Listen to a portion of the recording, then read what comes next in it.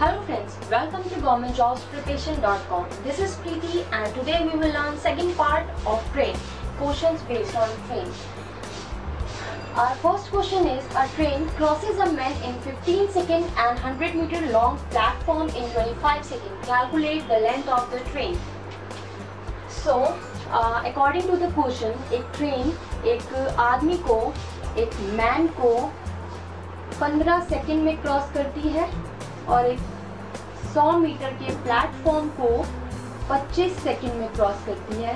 तो हमें लंबाई बतानी है ट्रेन की। इस तरह का क्वेश्चन जब भी कभी आता है, सबसे पहले इन दोनों का गैप देखना है। ध्यान से सुनना, सबसे पहले इन दोनों का गैप देखना है, ठीक है। उसके बाद जो यहाँ पर किसी भी प्लेटफॉर्म की हो या ब्रिज की हो या किसी टनल की हो, जिसकी भी यहाँ लेंथ हमें ऑलरेडी दी हुई होगी, यानी कि हमें 100 मीटर दिया हुआ है, वो डिवाइडेड बाय गैप। सिर्फ प्लेटफॉर्म की, मैन की नहीं, प्लेटफॉर्म की, ब्रिज की, टनल की, किसी की भी जिसकी यहाँ पर हमें लेंथ दी हुई है, वो डिवाइडेड बाय गैप। जो हमारा आंसर आएगा, ये हमारा आंसर आ गया 10, राइट। अब ये 10, इस 10 को हमें मल्टीप्लाई करना है जो टाइम मैन के आगे दिया हुआ है।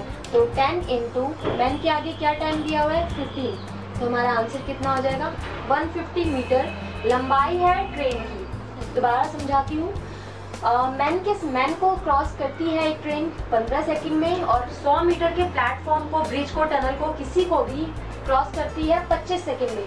इन दोनों के गैप को, और जिस भी सिर्फ ब्रिज की, मैन की नहीं, ब्रिज की, टनल की या किसी भी चीज की अगर हमें लेंथ दी हुई है, तो दिस डिवाइडेड बाय गैप, जो भी हमारा आंसर आएगा, तो जो मैन के सामने टाइम दिया हुआ होगा उससे मल्टीप्लाई कर देंगे, तो हमारी ट्रेन की लंबाई निकल आएगी। That would be length of the train.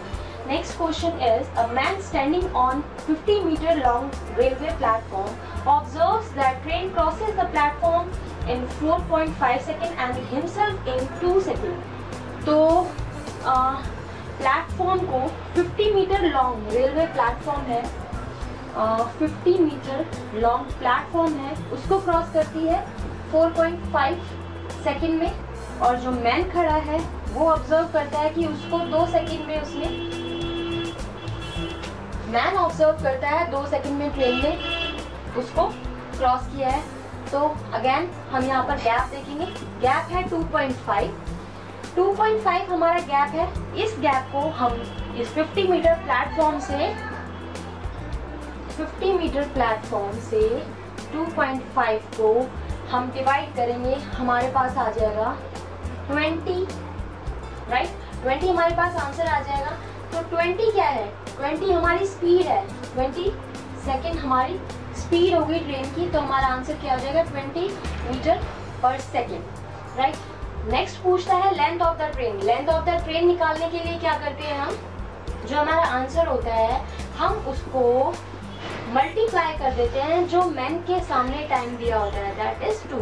तो ये कितना हो जाएगा, 40, right, 40 meter, right? So this is the second type based on train. So next video I'll be teaching you some other chapter. Thank you for watching.